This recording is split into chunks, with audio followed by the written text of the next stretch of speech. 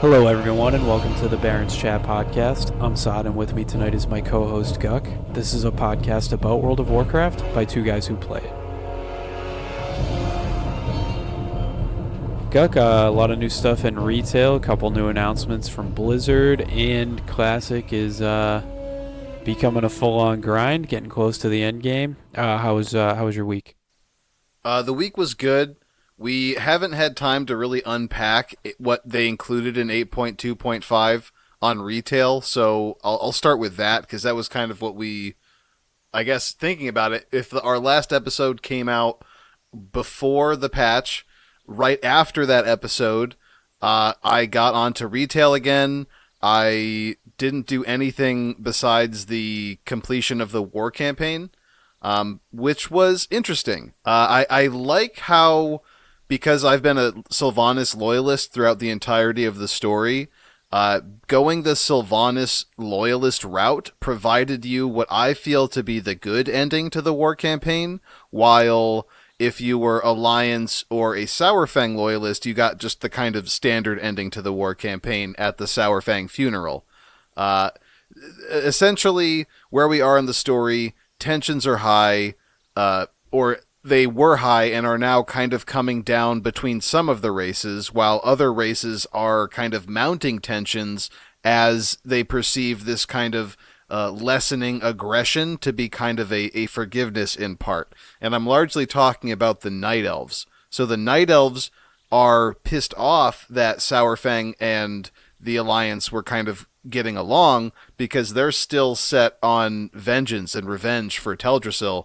But you'll notice that Tyrande is strategically left out of all of these story elements, and that's definitely because she's going to play a role later on. We could potentially see the loyalists to Greymane going with the Night Elves, kind of being very anti-Horde just by definition. But on the other side of that, obviously, we have people getting along. Anduin and Bane are kissing. They're making love in Orgrimmar as they've always wanted to. And all of that kind of happens on the regular ending. You feel like, oh, okay, cool. The story's kind of concluded. Where are we going in 8.3? What's left? You know, you're feeling old god. But then you sign out, and if you weren't a Sylvanas loyalist, you'd have to check this out on Wowhead or on Twitch or something. But if you compare that to the Sylvanas cutscene, at the end of the Sylvanas side, she explains her whole plan about how essentially she has struck up a deal with Azshara, definitely using this Black Blade of the Empire, or Blade of the Black Empire, whatever it is, to kind of work as a vessel to contain the old god N'Zoth after its death. There's a lot of stuff up in the air. My conclusion after watching the cutscene, Sylvanas' plan was to work with Azshara, bring a whole bunch of heroes with a ton of Azerite power down to Nazjatar, use that Azerite power to free N'Zoth. That's the agreement. After N'Zoth is freed, Sylvanas knows that the forces of good, which is kind of right now the Sourfang and the Alliance kind of together, those people will go and fight N'Zoth. There's going to be a conflict. There's going to be a lot of death on both sides, but Sylvanas kind of expects the heroes to win. And when that happens, she's going to use the Black Blade of the Empire or her powers that she's gotten from Helya or Xalatath or whatever it is. She's going to find a way to make N'Zoth serve death. And that's capital D, death. So that's like a story character or a profound enough idea that they made sure to capitalize it in that cutscene. So we got a ton of stuff in that Sylvanas cutscene. I was really happy to see that because throughout the entirety of the story, you're kind of getting shit on as the Sylvanas side because Sylvanas is not morally gray at all. She's doing a lot of the wrong things as far as the characters in the game are concerned with. People that you have respect for, like Lorthamar, he even questions her, right? And stuff like that has all kind of led to this, where it's like, all right, you went through all that nonsense hazing. Here's your reward. We're going to let you see what's actually going on behind the curtain. How the hell are you a Sylvanas loyalist? That is like, I almost wanted to interrupt you right there, but I knew you were gonna go off. Like, I don't know. I haven't been too crazy about the story, this whole expansion, right? I mean, the Sourfang Sylvanas thing was first off, let me say the cinematic was awesome and it was unreal, but it was really like Gul'dan and Duratan like all over again, kind of in a way. But that being said, like the lore, I think is in a really cool spot. I think it leaves them open with options for the next expansion. Like, are they going to combine? Is there not going to be two factions anymore? Like, what direction are they going to take that? I think that's really cool. Like, and to see like what the night elves do, I think that's really cool. But I still haven't logged on to retail. I actually haven't even logged on to classic in a couple days. I've been so busy. So like I've wanted to get on, but I'm like, you know what? I'll just kind of keep the rest going. So it is really cool. I probably won't be on retail until the next patch or the next raid tier, maybe just see if I can get into that. Maybe I'll get on and get geared up so I can get into the next raid tier. Yeah, play a little bit once 8.3 drops, enough to be competent when they open the raid, probably like 2 or 3 weeks after they drop the patch, and then yeah, do that. Yeah, and I don't know. I don't even know where 8.3 is going to go. I'm assuming Nazoth, but like really who knows at this point. They could go in so many different directions. Um what do you think about the Essences announcement with the PvP and the Epic Battlegrounds? Did you see that? Uh, I no, I did not see that. But to go back to what you said, I only picked the Sylvanas loyalist side because I figured.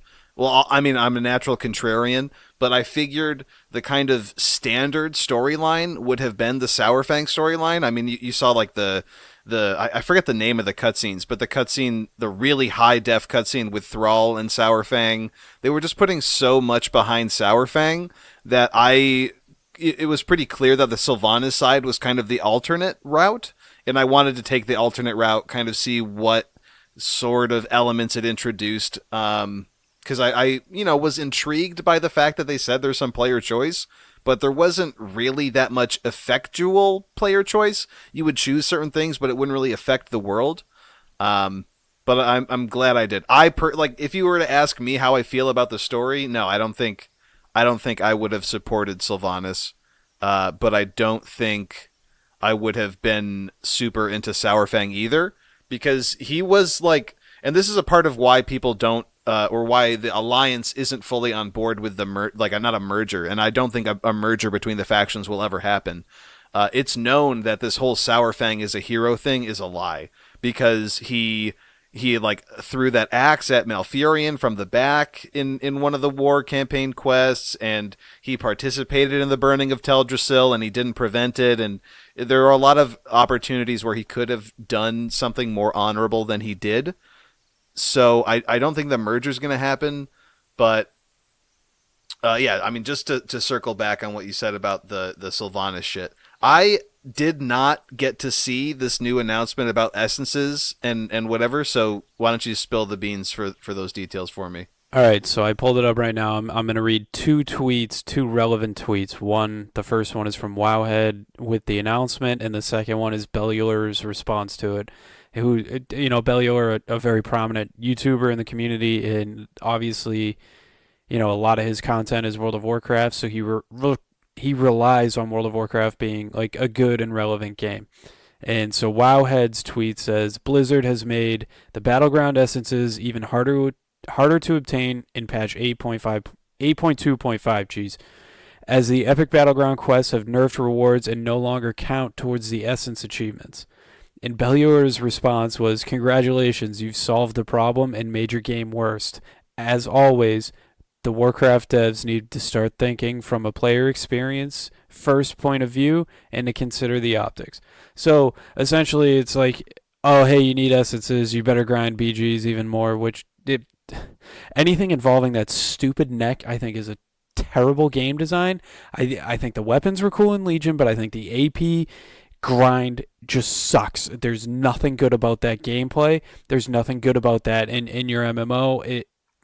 It's just not good. And you would think that they would take some of the lessons that they learned from Classic and implement it in retail But they just made it worse. So not only do you have to fucking grind AP to be relevant in raids and in PvP, you also have to grind these stupid fucking essences that, yes, make gameplay better, but I mean, you probably could have made it not so much of a grind. I mean, you really could have had trinkets and tier sets and all these other things to make your gameplay better. Even the legendaries in Legion, which I admittedly suck to obtain, but they changed your gameplay and made the game better. Instead, you have to do this stupid grinding thing that nobody wants to do. I mean, who the hell wants to sit in BGs and retail forever?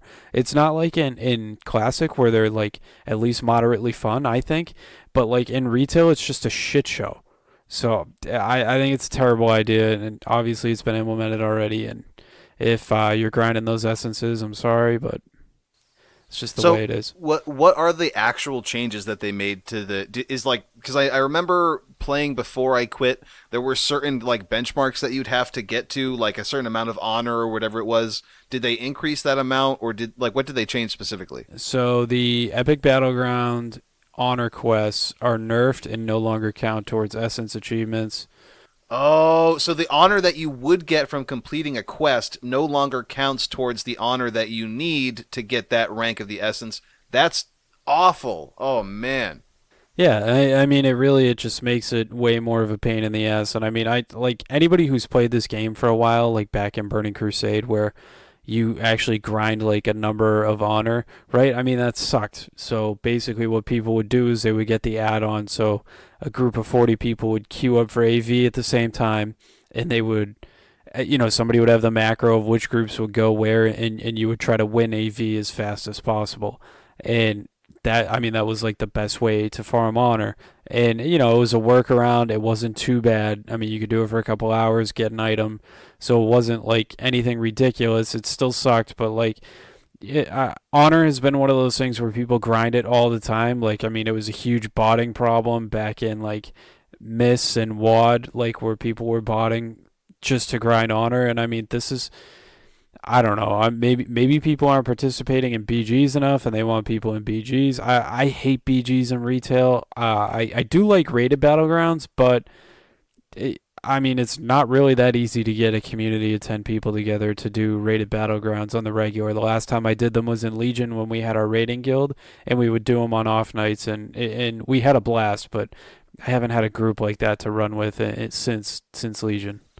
I think a big part of this problem is the means to an end mentality that Blizzard has added into their game to a way too far beyond the extent that it should be implemented.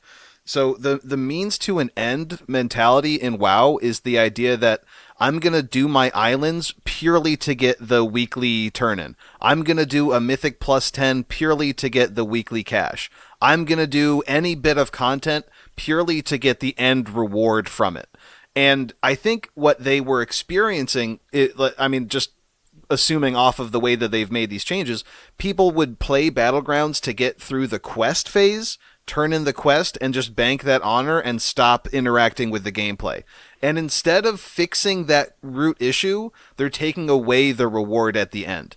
What they need to do is they need to make the game system that people are only interacting with temporarily more inviting. Like, running islands shouldn't just be a means to completing that weekly Azerite power drop. You need to find a way to implement a better system.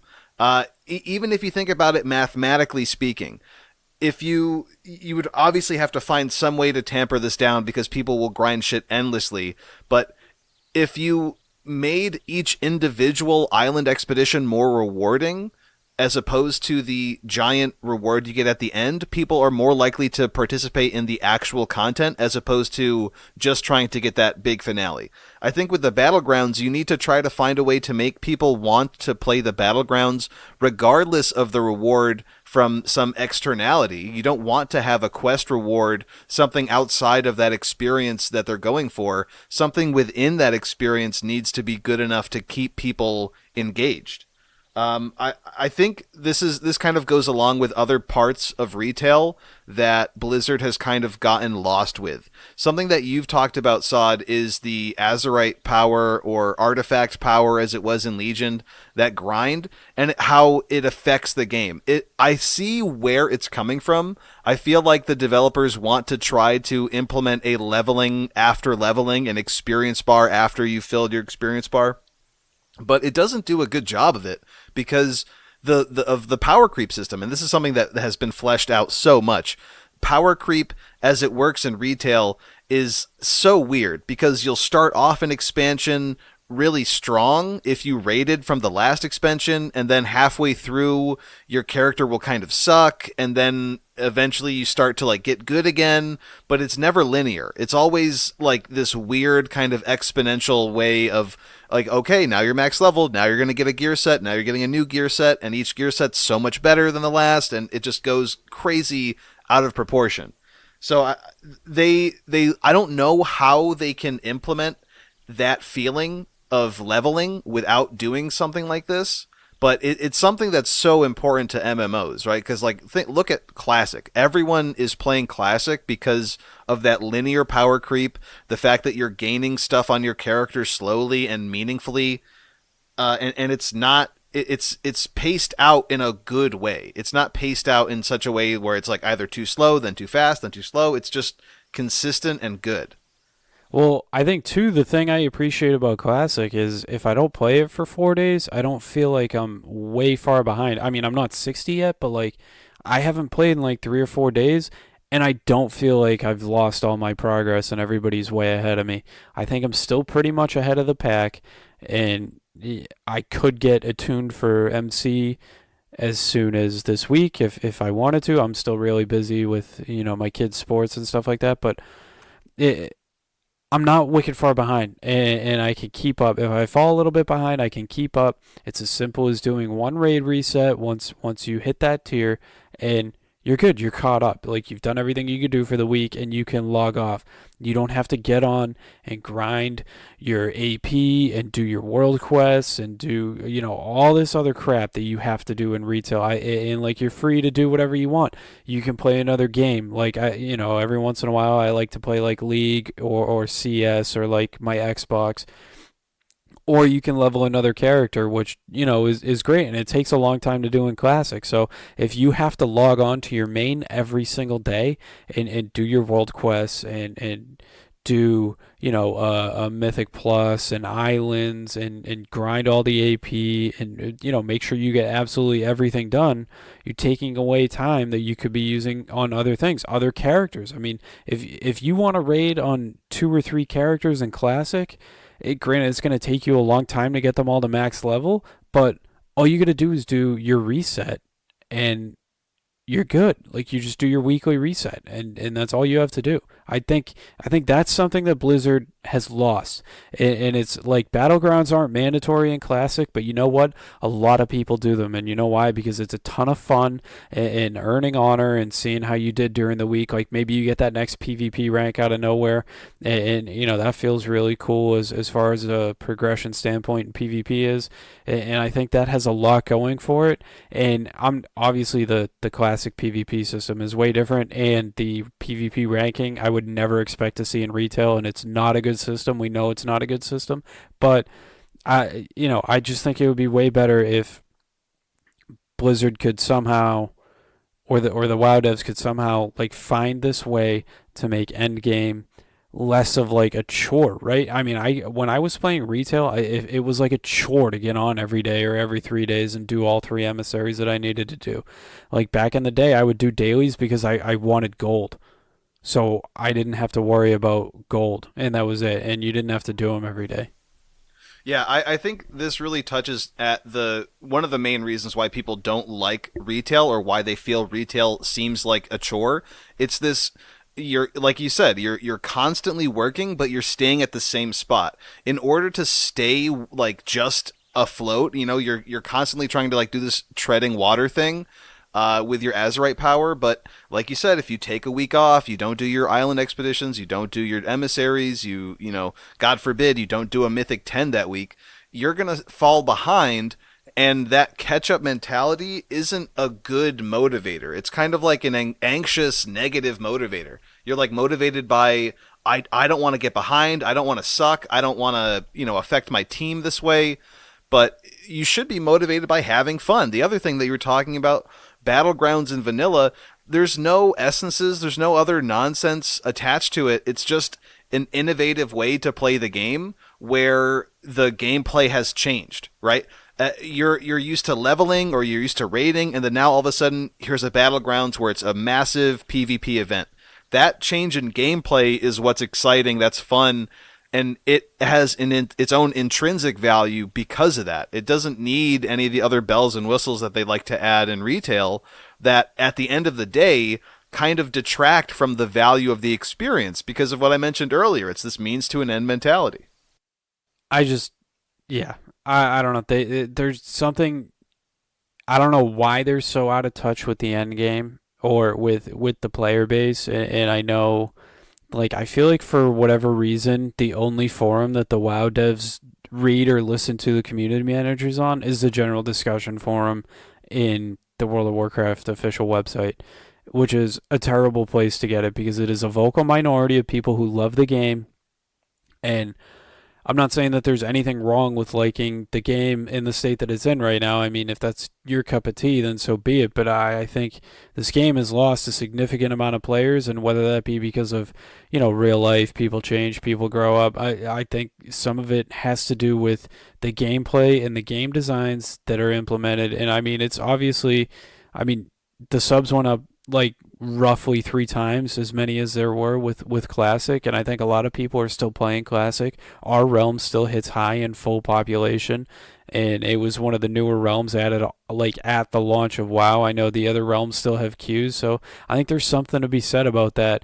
And obviously Classic is going to hit a content drought, right? I mean, people are going to clear BWL the first night that it's out, and then go on to their weekly clears. So it's going to hit a content drought. It's going to get dry. People are going to continue to play it because it is a lot of fun. But if you don't have to do anything for the rest of the week, you might not log on for a week. And like retail shouldn't have that content drought because a lot of it's new. But for whatever reason, a lot of people aren't playing it because they don't feel like it's worth playing it. Yeah. I think as far as what I had going on this week, we talked about retail early. We've talked about kind of philosophy in the 8.2.5 changes and kind of the future of retail and how that coincides with Classic. Let's switch over to some of the more positive stuff because I feel like we've done a lot of very critical stuff. Let's have some more kind of fun. What were some of the more positive moments that you had in Classic this week? I saw my third and fourth Epic World drop. So you and I were in a BRD group. We got, Jesus, what was the name of that blade? Blood Razor. So we got Blood Razor, which I won. I got fortunate enough to win. Unfortunately, it doesn't sell for that much. I haven't sold it yet, but it's looking like it's going to be between 60 and 80 gold. And then the next day, I ran Sunken Temple, and I saw Kang the Decapitator drop, and I was praying to Christ that I got that drop, but unfortunately, RNGesus wasn't in my favor, and I didn't get it, and that would have been like a quick 400 gold. Like I would have had my epic mount straight away at 60, which would have been unreal, but I didn't get lucky. All off of finding purple drops, by the way. I You're know. talking about not having good RNG because you lost the Kang roll. Meanwhile, you've seen like fucking 7 purple items that you Which could is have potentially nuts. grabbed. That's absolutely nuts. I mean, I'm sure there's a ton of people out there who haven't seen any unless they were in like Yeah, a raid exactly. group in a Molten Core, and I've seen 4, which is Yeah. ridiculous. Those And, numbers. and neither I mean, of us are 60 yet. yeah. So I have had pretty good luck with the loot in this expansion. So, or not this expansion, in Classic. So I can't really complain about that. Hopefully it keeps up for the raid tiers once I get it tuned. I've been like guild hopping a little bit, which I feel bad about, but like the guild you and I were in is definitely not going to be ready to raid for a couple months, and I would like to, get in and dabble and get some gear before with a guild right now. So I've been looking around. I did join another guild that my cousin's in that I think raided tonight. Is today Tuesday? So they raided tonight. I obviously didn't go. I'm only 56, so, and I'm not attuned. But maybe next week, this weekend, I'm gonna put some work in and try to get it tuned, and maybe raid next week, get some gear. Yeah, I don't think either of us are ready to raid, but like if we really wanted to, we could just get into a BRD instance with. I mean, you're a mage. I can bring an invis pot, and we could go and just attune. Doing a there's a two-man strat. I've seen a one-man strat that involves just going in and you bring two invis pots and just wait out the 10-minute timer on the bridge. Then you pop the other one and go to the stone. And I've seen another one where you can kind of like wiggle in as a rogue and sneak by, and you might be able to do that one as a single potion usage if you're a high enough level to not just get the AOE threat pull. So yeah, I mean, if we wanted to, we could be attuned, but I mean, we're not going to be able to get into a legitimate raid group, especially as a pug, because like you said, we're not really in a raid guild yet. If you're going to get picked up as a pug for a raid, you're probably going to be 60, and you're probably going to have a lot of your pre-raid bis items. So we'll be out there for a little while. I think it's safe to say that we could even run BRD Emperor runs and just kind of naturally pick up our attunement along the way. And that'll probably happen more so than we're like rushing in to get our attunement because like, oh, we got to rush into Molten Core for some odd reason. Yeah, and I got my key to Skullman, so I don't expect to run that for like another, I don't know, probably until I'm 59, 60, which is fine, but it's one of those things where like I don't have to worry about getting keyed, and that quest gave me a ton of experience because it was red, and I just got very fortunate with the people that were around, and I tipped them all a couple gold, and they helped me kill the guy that needed to be killed. So that went well, and I'm just kind of bouncing back and forth between quest zones right now. Winter, spring, the Plague Lands, Ungoro, and really just trying to make my last levels go. It's slow, but it's not too bad, and it's somewhat rewarding. Yeah, I what was I doing? So we did Ungoro together. I did some Fellwood stuff, some Hinterland stuff until 54, 55, and then through 55 I was doing early BRD until ultimately I had this wonderful patient group. We had some people that just like legitimately haven't been watching classic content. They haven't done BRD in more than 10 years and they don't remember. But it was a quest group, so like it wasn't really crazy sweaty people rushing. And I mean, I sometimes I like the sweat groups cuz I want to just get shit done, but I had a ton of BRD quests at 55. We went through and did in one run 8 or 9 BRD quests. And we had one person who started with us leave and get replaced, and that person was still just as cool. And we had this just solid early run where we did all of the early BRD, and I think the only two things we didn't do were the chest in the Chamber of Seven Dwarves room and Emperor at the end. So, like, I had so much fun with these people, and we got 8 or 9 quests done. That alone, the running in the dungeon got me to ding. So I dinged 56 in the instance, and then after I did all the quest turn-ins, and it was like a fresh ding. So, full 20 bars. I got 5 bars off of the quest turn-ins at 56. So right now I'm feeling pretty good. I'm going to head back to Western Plaguelands. Going to try to do as much of that as I can. Do Eastern Plaguelands and kind of ping pong back and forth according to the Joanna guide. And I'm hoping that takes me up to like 58-ish, and then I'm gonna take a break to go back to pre-raid bis farming in BRD and or UBRS, LBRS, Scola, whatever.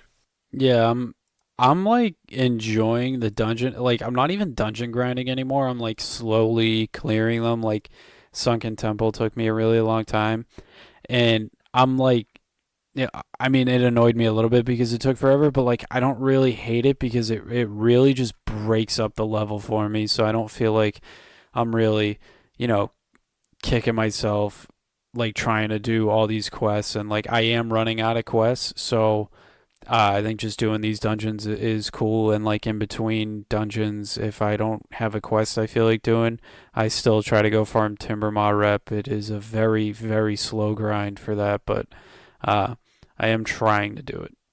Yeah, that's something that I've kind of abandoned on my warrior. I don't clear my way through, so I'm not really shooting myself in the foot, but I mean, I'm not working hard at grinding it. You're largely doing this because you're a tailor, right? Yeah, basically, and I honestly I still haven't even looked at the list of the things I can get from it, but I I think still it's the 16 slot bags that's the big thing, right? The mooncloth bag. yeah, I think that's what they give, so I'm not 100%, but like really like that and I want to start running lower Blackrock Spire. I think the one of the bosses in there is a really high chance to drop the pattern for Robe of the Archmage. So I'd like to go for that, and really just break up my levels, run a couple dungeons. I'm definitely gonna run a few this week, um, and just enjoy where life takes me. And before Ashley starts nursing school, and I have Riley's in two sports right now, so I'm really wearing thin on time, but I'm try to make the most of it. Yeah, real life caught up with us a little bit. Monday we normally do our recording, but I had an exam that day, so I like didn't get to do any classic. So I was in a BRD group when we normally record, and then Sod had a bunch of real life shit that he was dealing with, so we didn't end up getting that together. But today, it's Tuesday. I'm gonna do my best to get this edited and out as quickly as possible. I know it's already past the time that most people who listen on Tuesday listen, but I'll get it out as soon as I can. Saad, any other thoughts that you wanted to get at? I feel like we did a good job talking about retail. We did a lot of our standard kind of philosophy stuff. Talked about classic a bit. Anything Uh, else? no, shout out to the lone dude in New Zealand who listened to the podcast. That's awesome that we have an international outreach. And BlizzCon's coming up. It's like less than a month away, so maybe not next week, but in a couple episodes we should have some predictions about that. It's been awesome. Thanks for listening. Yeah, and again, talking about some of our Podbean statistic stuff, we really appreciate all these listens. It looks like we're having a lot of traction on Apple Podcasts. So if you guys are listening on Apple Podcasts, please give us a second, a click. Come over to baronschat.podbean.com. Check out the website. Check out the blogs. You can see our YouTubes, our Twitch. Throw us a follow if you can. That's going to help us get some traction. If you don't end up checking out Podbean, on Apple Podcasts, please give us a rate and review. Really appreciate that. That kind of stuff really motivates us, keeps us going. It's kind of crazy. We don't know whether or not to fully buy in on the Podbean statistics for how many listens and downloads and clicks we're getting. But it's definitely motivating because the numbers are going up. So if you guys like what you're listening to, please rate and review us, give us some feedback, and we'll keep the content rolling.